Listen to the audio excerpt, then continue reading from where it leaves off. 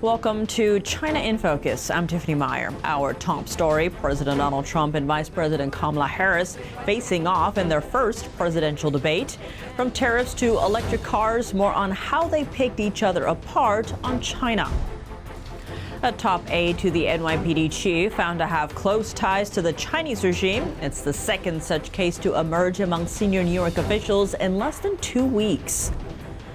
A former CIA officer and FBI contractor busted for spying for China, now facing years behind bars and special scrutiny. That's if a judge signs off on his plea deal. And Russia kicking off massive drills covering both hemispheres, and China is joining in. We have the Pentagon's reaction.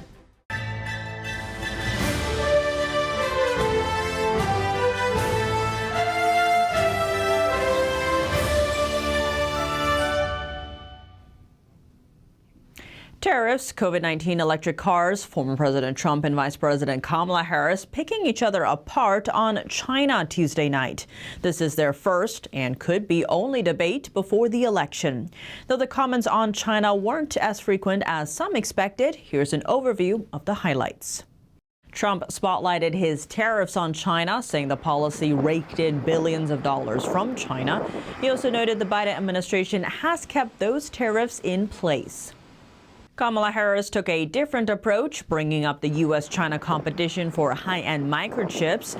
She accused Trump of sending American chips to China to help Beijing modernize its military, and claimed Trump sold out the U.S., adding that China policy should focus on making sure the U.S. wins the competition of the 21st century. Trump responded by saying that China bought their chips from Taiwan. The island and its top chipmaker TSMC produce roughly 90% of the world's most advanced semiconductors, used in products from smartphones to home appliances to military gear. Trump added that the U.S. hardly makes chips anymore. In 2020, the Trump administration slapped sanctions on SMIC, China's biggest chipmaker. The move sought to limit the company's ability to get certain U.S. technology. SMIC leads China's tech breakthroughs. Worth noting, China embraces a policy known as civil-military fusion, meaning development and resources managed by civilian companies are often brought in to support the Chinese military. Harris also criticized Trump for thanking Chinese leader Xi Jinping over his handling of the COVID-19 pandemic. In a 2020 tweet, Trump thanked Xi Jinping for containing the virus. That tweet was posted when the pandemic first broke out. Months later, as the COVID-19 death toll climbed to 200,000 in the U.S., Trump said the world must hold China accountable for unleashing this plague onto the world. During the debate, Trump noted he would slap tariffs on Chinese cars if they come into the U.S. through Mexico. Right now, Chinese electric cars are subject to an over 27% tariff if they are imported into the U.S., but goods coming through Mexico pay a fraction of that.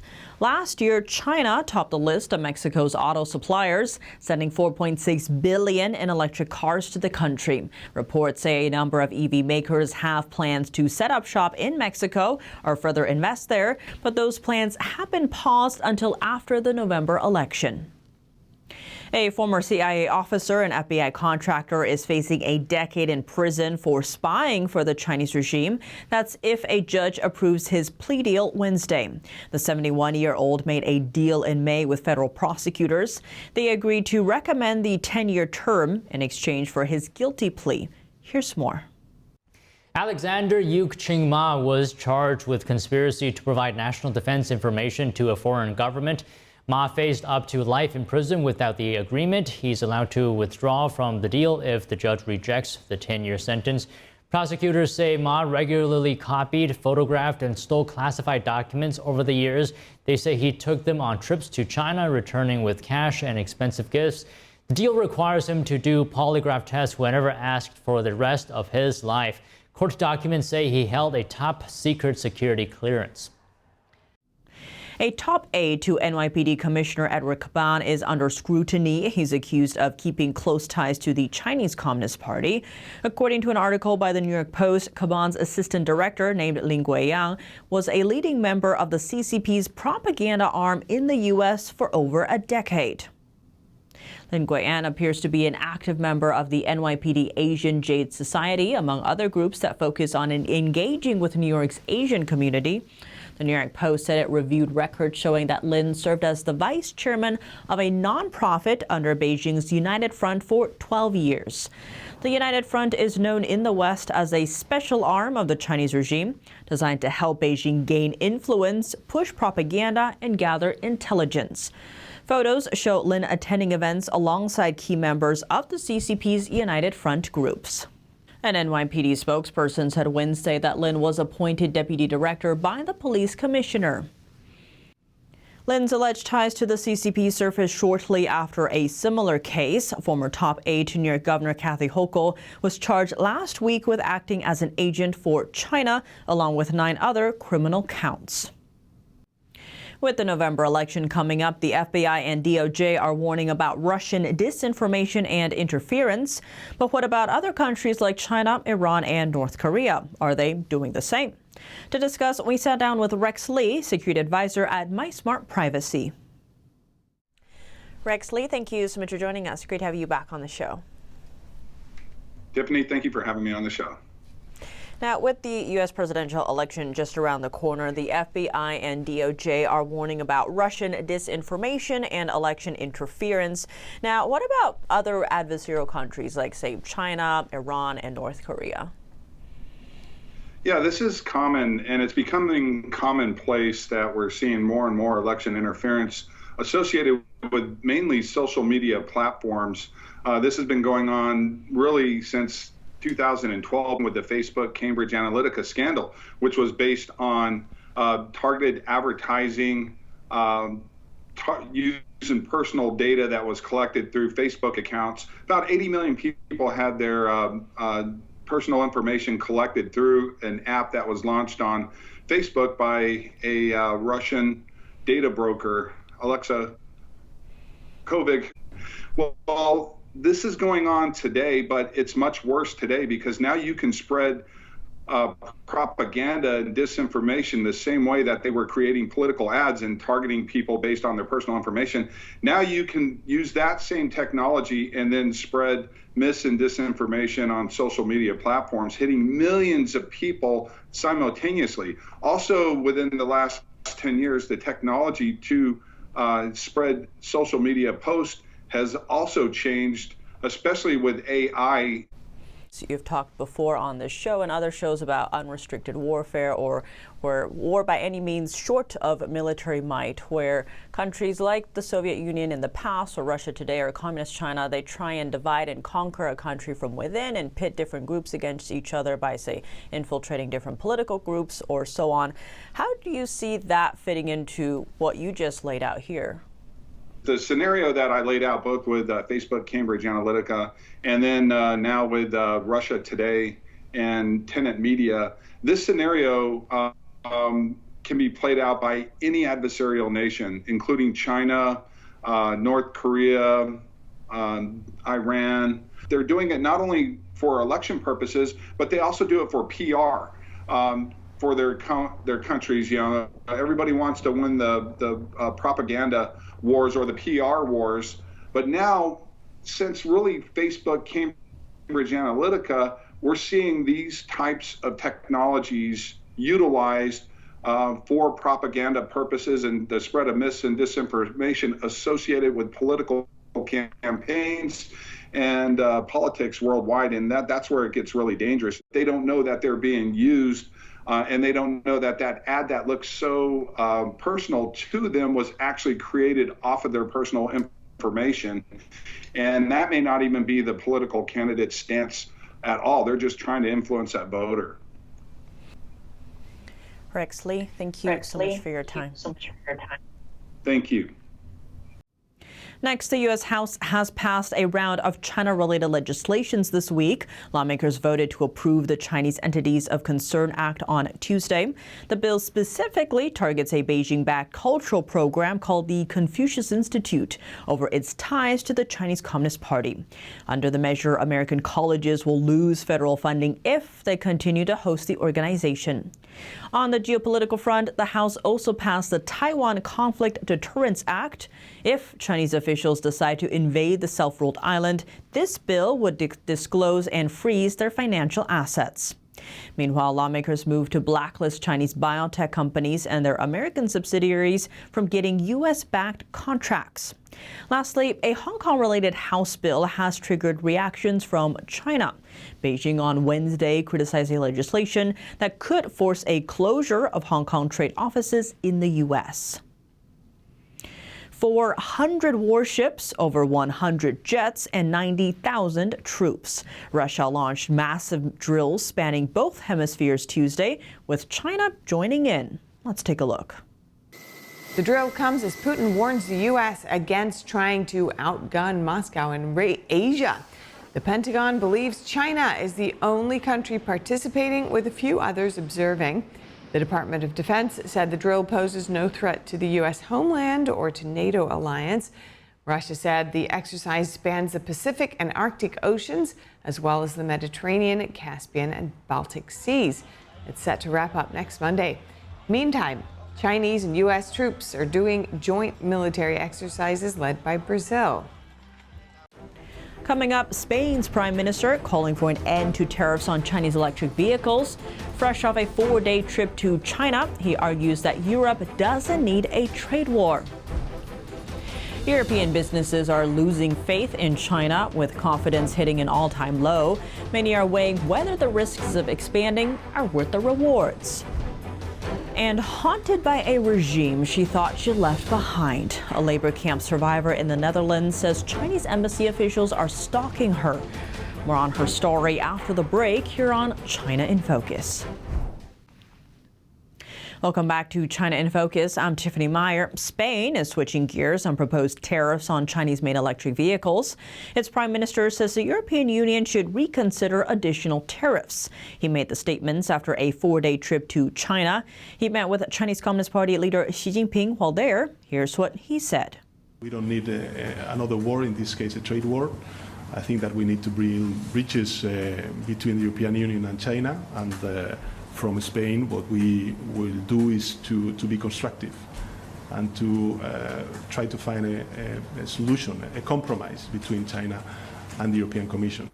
The EU said the additional tariffs were because Chinese companies are unfairly benefiting from subsidies and flooding the market, and that is hurting European manufacturers. Spain had expressed support for the tariffs earlier this year. China responded by launching an anti-dumping investigation into brandy, dairy, and pork products. Spain is Europe's largest pork exporter, so tariffs on European pork could hurt Spain. The EU will finalize the regulation on EVs by the end of October, and that's if it's not blocked by a qualified majority of EU members. That would need 15 countries. European businesses in China have reached a tipping point over the state of the country's economy.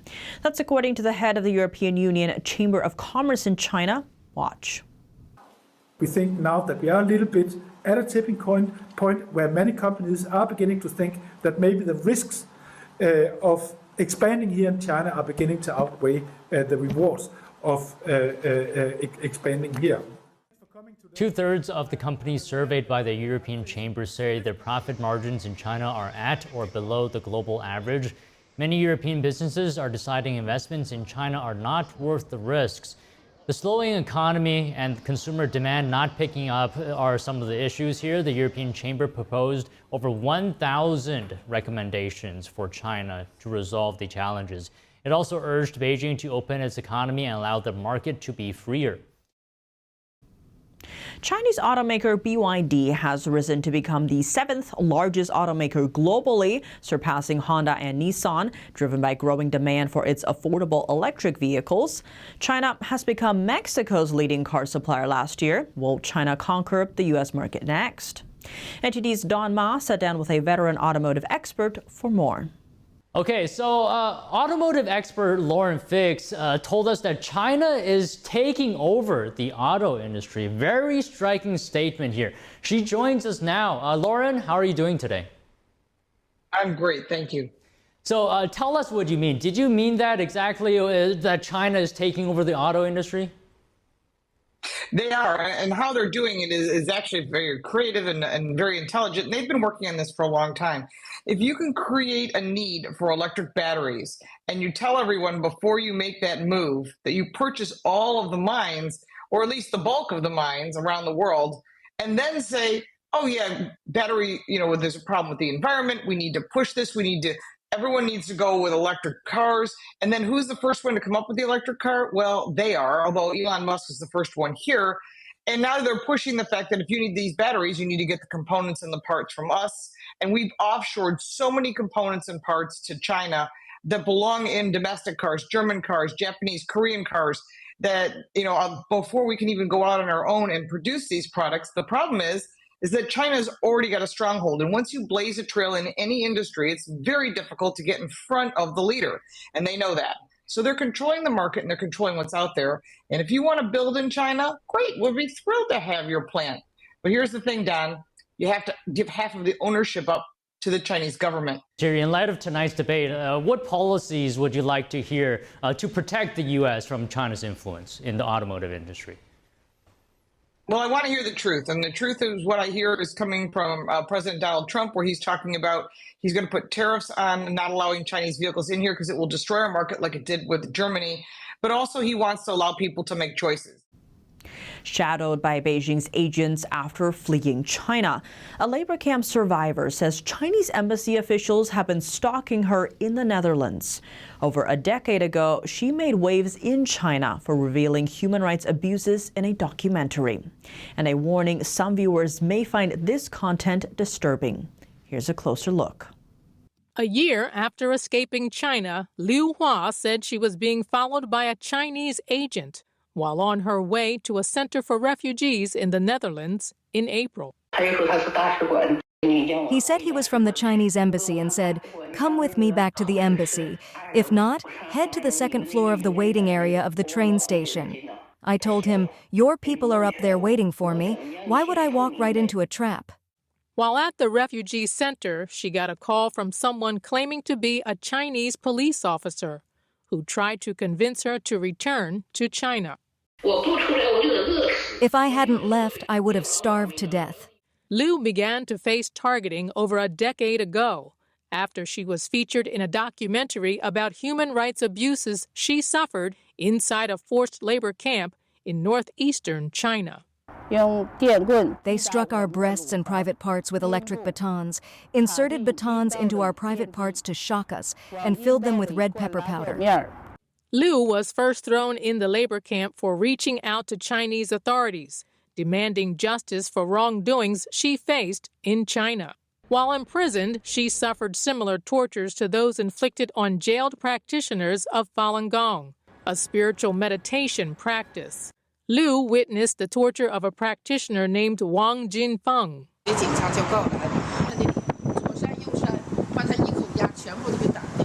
The documentary that Liu shared her story in is called Women on the Ghost's Head. It sent shockwaves through China after its release. Related reports were censored inside the country. Its director, a freelance photographer for the New York Times, was arrested twice. Liu has been abducted multiple times since. Is the Communist Party that fragile? Could it collapse just because of a few words I said in the documentary? It's just exposing its own hypocrisy. The CCP claims China has the best human rights record in the world, but people get jailed for speaking out. What kind of country is that? It's turned into a living hell, a giant socialist prison. Liu has applied for asylum in the Netherlands. In August of 2024, the New York Times published a series of stories alleging abuse within Shenyang Performing Arts. The arts company, whose mission is to revive traditional culture through classical Chinese dance, is now accused of coercive practices. But many Shenyang artists have spoken out against the articles, saying the paper misrepresents them. So what's the real story? The Epoch Times' Yanni Akelek sat down with those who are most affected to hear their stories. Take a listen. I remember that night, we sat down and started writing the experiences that they've been through over the years, well into like midnight. how could this be happening? Like an environment that has given us so much and helped us grow so much, like why is it getting tarnished like this? We really wanted to speak up and we wanted to, like share our stories. Do you have a sense of what elite training looks like? Okay, thank you. Thank you. Thank you. There's this New York Times article that's come out that has painted an extremely different picture. How do you react to that? From my experience, it's quite the opposite. I think it's unjust. You have this wonderful group of people with personalities and their interests, their hobbies. Since I've been here, like I got hope for myself. Well, jumping is easy, right? They watch you, but getting up, you watch. Like jumping up. No, you watch them. You watch, because What's the same for us? They have steps. They go like. I think we're done here. We're actually pretty crazy. Okay, thank you.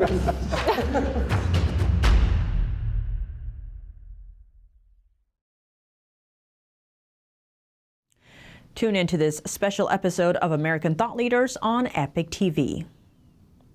That's all for today's China in Focus. I'm Tiffany Meyer. If you have any feedback on the show or have something you'd like to see us cover, send us an email at chinainfocus@ntd.com. We'd love to hear from you. For round-the-clock original news coverage, visit us at ntd.com or download our NTD app. Thanks for watching. See you tomorrow.